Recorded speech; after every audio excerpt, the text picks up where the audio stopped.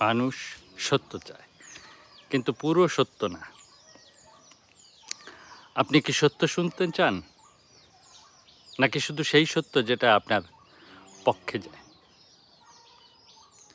কারণ সত্য কখনো কারো পক্ষ নেয় না। সত্য সবসময় নিরপেক্ষ, কিন্তু মানুষ কখনো না। মানুষ নিরপেক্ষ হয় না।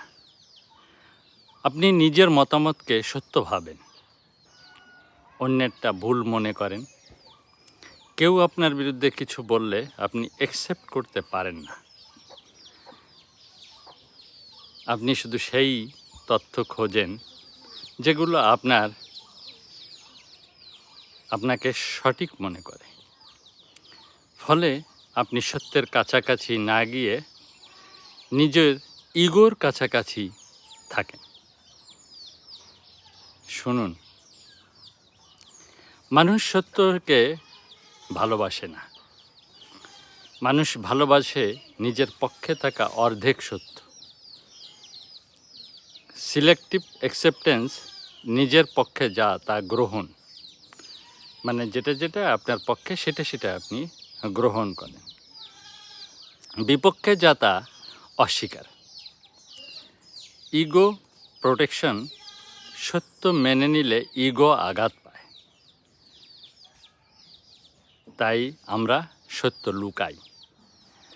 কমফোর্ট জোন ট্র্যাপ, সত্য অনেক সময় আনকমফোর্টেবল। তাই আমরা সহজ মিথ্যা বেছে নিই। ন্যারেটিভ কন্ট্রোল, আমরা নিজের গল্প বানাই যেখানে আমরা সবসময় সঠিক বা রাইট। মানে সত্য বদলায় না, আমরা সত্যের সাথে নিজেদের মানিয়ে নিই নিজেদের মতো করে। নিজেকে প্রশ্ন করুন, আপনি কি সত্য খুঁজছি, মানে আমি কি সত্য খুঁজছি, নাকি নিজের পক্ষে প্রমাণ? বিপরীত মত শুনুন, আনকমফোর্টেবল হলেও। ইগো আলাদা করুন, ভুল হলে অ্যাকসেপ্ট করুন। কমপ্লিট পিকচার দেখুন, অর্ধেক না, পুরো সত্য দেখার চেষ্টা করুন। মনে রাখবেন, সত্য কখনো আপনার পক্ষে বা বিপক্ষে না।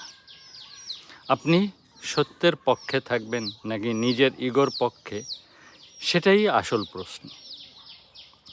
যেদিন আপনি পুরো সত্য মেনে নিতে পারবেন, সেদিন আপনি সত্যিকারের মুক্ত হবেন। তো ভালো থাকবেন। মালিক ভরসা।